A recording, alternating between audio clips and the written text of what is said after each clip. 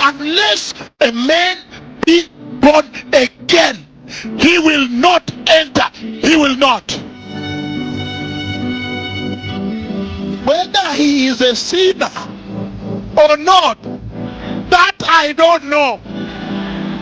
But one thing I know is I was blind, but now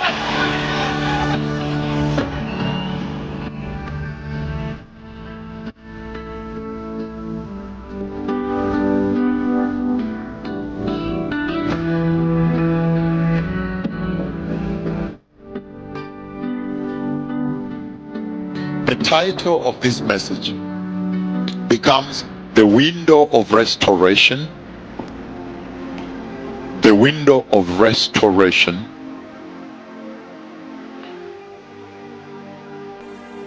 Or the window of revival. Or the window of renewal. The window of rehabilitation. The window of resuscitation. The window of rebirth. Whichever way you want to put it, restoration. So, the window of restoration. That is the title of this message. The book of John chapter 3, I'm reading from verse 1. And he says, now there was a man of the Pharisees named Nicodemus, a member of the Jewish ruling council. He came to Jesus at night and said, Rabbi, we know you are a teacher who has come from God. For no one can perform the miraculous signs you are doing if God were not with him. Hallelujah. Step by step, I'm going to be able to handle this, but you can see already the manner of engagement. He sees Jesus. In his presentation, he talks about, we have been observing, we have been watching. You can almost feel that, right? Hallelujah. We have been watching, and now we are coming to the conclusion that you are from him. He says, in reply, Jesus declared, I tell you the truth, no one can see the kingdom of God unless he is born again. Hallelujah. And so if you look at the whole arrangement, the narrative that's in the Bible about it, this is what you see. You find, observed, we have been following, we are watching, we have seen, and we are now concluding. We've come to a conclusion that you're from him. And then down there, as he says so, he said, for nobody can do these things except God be with him, right? But now listen to this. Then when the Lord Jesus replies, there is a disconnect. He gives another answer. Hallelujah. I will explain to you how that comes into being, right? And so you'll see very clearly that there is a disconnect. He's talking about, we know you do these things. We know that your anointing is right. The power is right. The authority is right. The works we see. And so we believe you're from him. And when he says that, and in reply, Jesus said, I tell you the truth, nobody can enter the kingdom of God unless he is born again. It does not look like he's answering, he's in this conversation with him, right? A little disconnect there. Why? Because the Lord Jesus was reading beyond his word. He was able to read his heart. I'm going to come to this. I'm just highlighting a little bit of that. And he says, In reply, verse 3, in reply Jesus declared, I tell you the truth, no one can see the kingdom of God unless he is born again. Verse 4, he says, how can a man be born again when he is old? Manake, how does he return to the stomach? How can he, when he's old like this? Hallelujah. Step by step. He says, how can a man be born when he is old? Nicodemus asked. Surely he cannot enter a second time into his mother's womb to be born. Verse 5. Jesus answered, I tell you the truth, no one can enter the kingdom of God unless he is born of water and the Spirit. He's introducing several things step by step. I'm first reading most of the whole scripture, the reference scripture. Then later I'm going to revisit with you and expound and open up, right? Master, we know the power is right. We can see that the anointing is right. The miracles are right. The authority is right. We know you are from him. Meaning, we have been watching. And in reply, Jesus said, and he said, for nobody can do these things except God be with him. In reply, the Lord says, I tell you the truth, nobody can enter the kingdom of God unless he's born again. And then he asks, but how? When he's old like this, does he return a second time to the stomach? And then down there he turns back again and says, look, nobody can enter the glorious kingdom of Jehovah unless he's born of water and the Spirit. Step by step, right? Verse 6, flesh gives birth to flesh, but the Spirit gives birth to spirit. You should not be surprised at my words. You must be born again. I want to stop right there so we can start the journey. Hallelujah. So you see very clearly, precious people, this is what's happening here. When Nicodemus, a Pharisee, a member of the Sanhedrin, Nicodemus, a member of the Jewish ruling council, that's the ruling class, the elite, the authority in the land. When he came to Jesus, he was confronted with this. We have been watching this guy. We watch him. We have followed him. Huh? And we have found out that his miracles are right. His ways are right. His power is right. And you begin to understand from just the step one of this conversation that they knew the benchmark, the standards of their God. That's the first thing you pick from there. They knew when somebody has come from Jehovah. Hallelujah. And so in observing, they could tell this one has come from our God. Step one.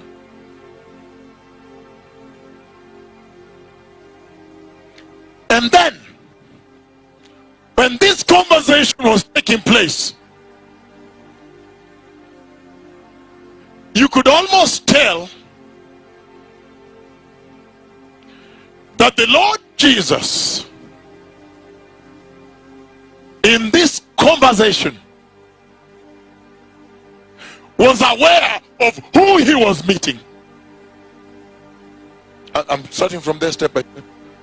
He was aware who exactly he was meeting here. Why? Because in the manner of his reply, you can tell that the Lord Jesus, he knew that, oh, these are the Pharisees, these people. Oh, so these are the people I have heard about. Why? Why would we be in that place? Why would he be in that place where he said, oh, so these are the Pharisees? Because there was a forerunner. There was a forerunner.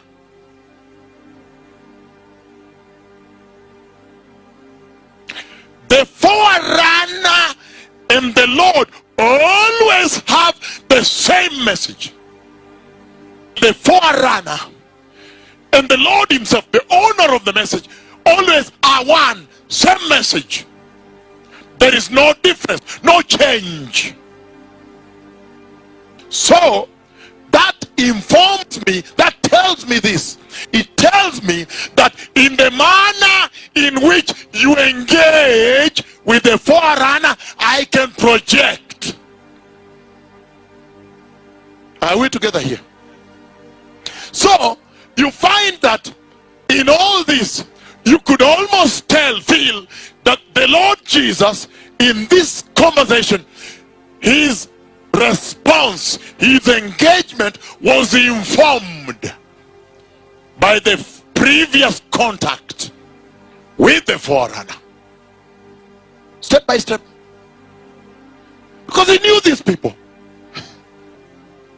Listen, Nicodemus comes and says, Rabbi, teacher, mwalimu, maestro. We know that you are a teacher come from Jehovah.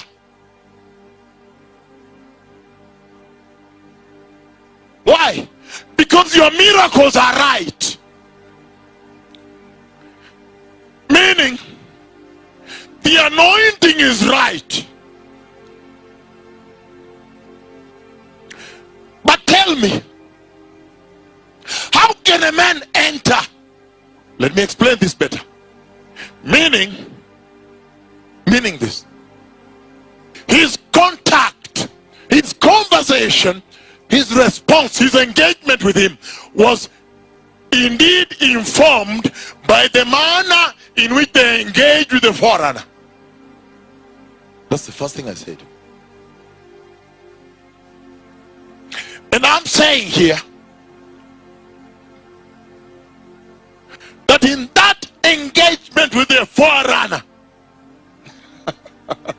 listen, there was a conflict. There was a conflict. Why? Because he knew that these Pharisees, the elite, the ruling class, the Pharisees, they were actually the teachers of the law.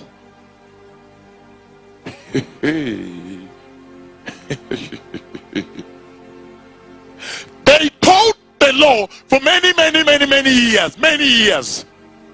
So they became the maestros, the masters of the law. They practiced the law. They were the ones practicing the law in the land.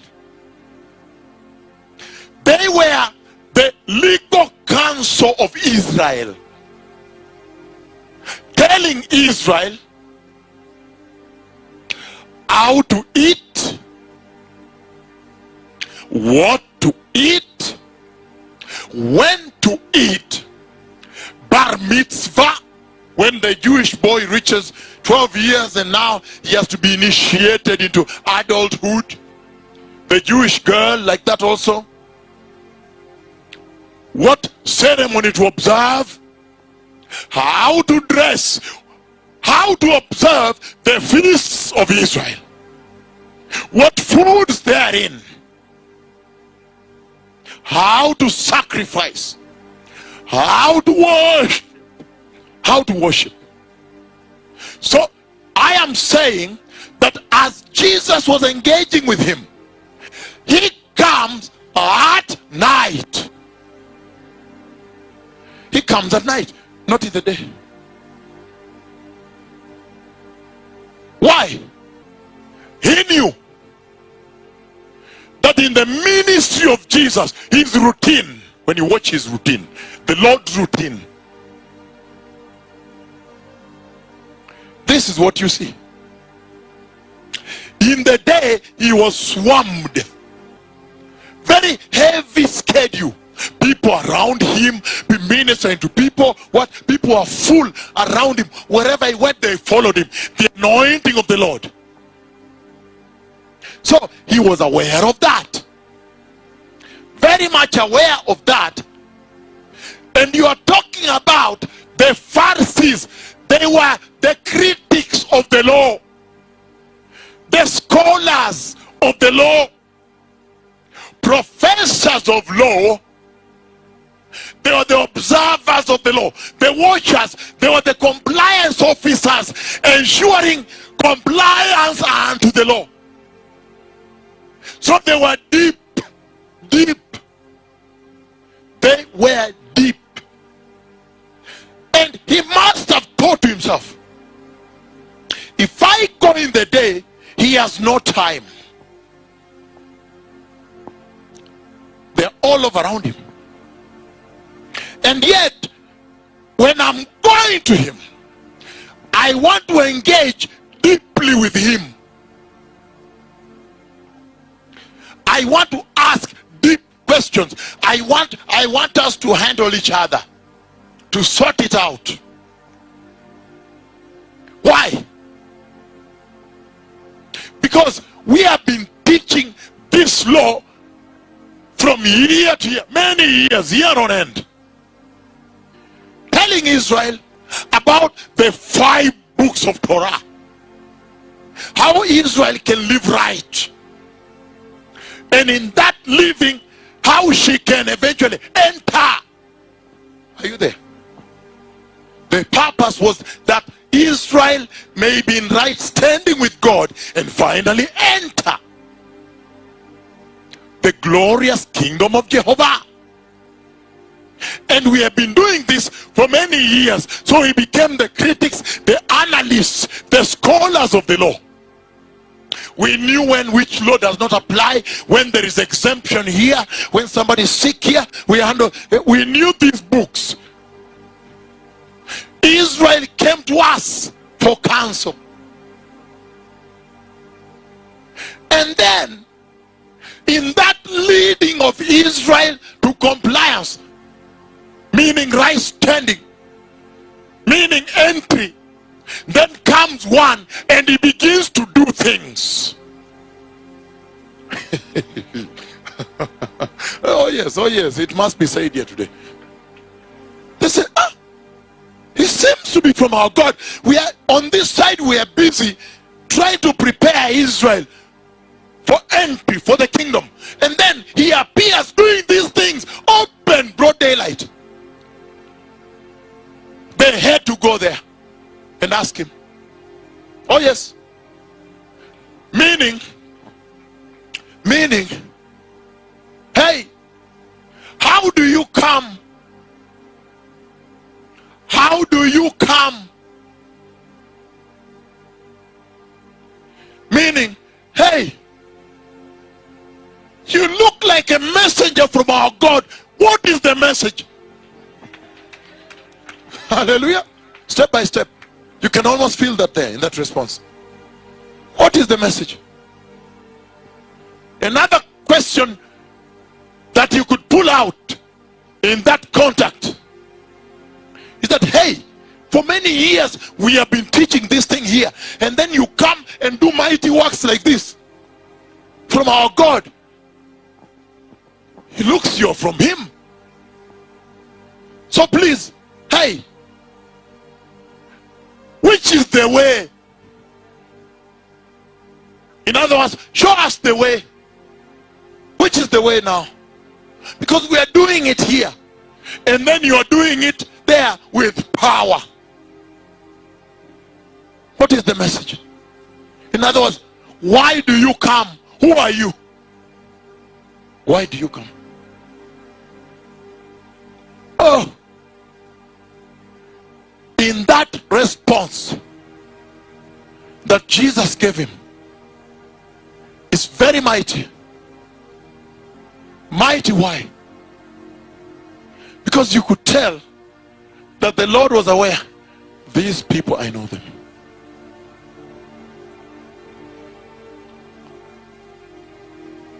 Coming at night, so you can get as much time so they can go scholarly on this matter, square it out, sort it out. So what is this that informed the Lord's answer? Unless a man be born again, cannot enter. What informed that answer? Because you would think it's disconnected from what he was saying. And I said, the previous engagement with the forerunner. And I want us to quickly read there a little bit so we are on base, right? We go now to the book of Matthew chapter 3, right? Verses 1 on. Hallelujah. In those days, John the Baptist came preaching in the desert of Judea and saying, repent, for the kingdom of heaven is near.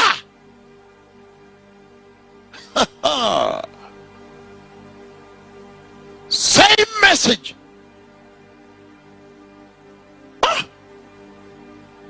It was already given there. It had been delivered there. And you come to ask. Now I know you want to engage with me deeply. Because it was given there.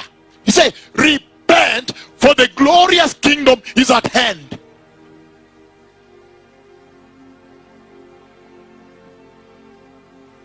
I'm reading on. Verse 3, Matthew 3:3. This is he who was spoken of through the prophet Isaiah, a voice of one calling in the desert, prepare the way of the Lord, make straight paths for him. Verse 4, John clothed himself camel's hair, he had leather belt around his waist, his food locust, wild honey. Verse 5, people went out from Jerusalem and all Judea and the whole region of the Jordan. Hallelujah. Verse 6, confessing their sins, they were baptized by him in the Jordan River. Verse 7, but when he saw many of the Pharisees and the Sadducees coming to where he was baptizing, he said to them, you broods of vipers, who warned you to flee from the coming wrath? Produce fruit in keeping with repentance, and do not think you can say to yourselves, we have Abraham as our father. I tell you the truth, out of these stones. That was the engagement then, over there.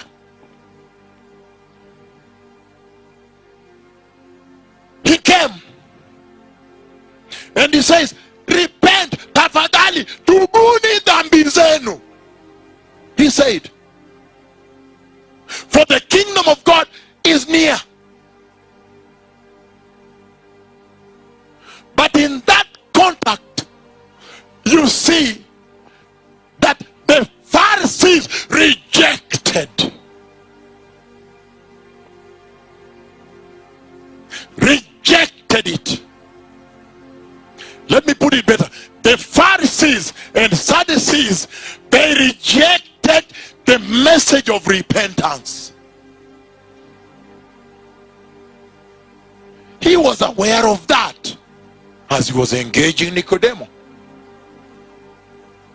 Why? You see, even the manner of discourse with the messenger is this. He says, you broods of snakes,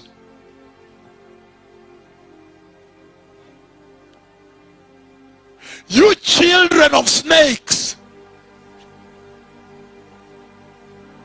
you broods of vipers. He says that. That's how he addresses them. He calls them broods of vipers, meaning snakes. And he says, who has warned you?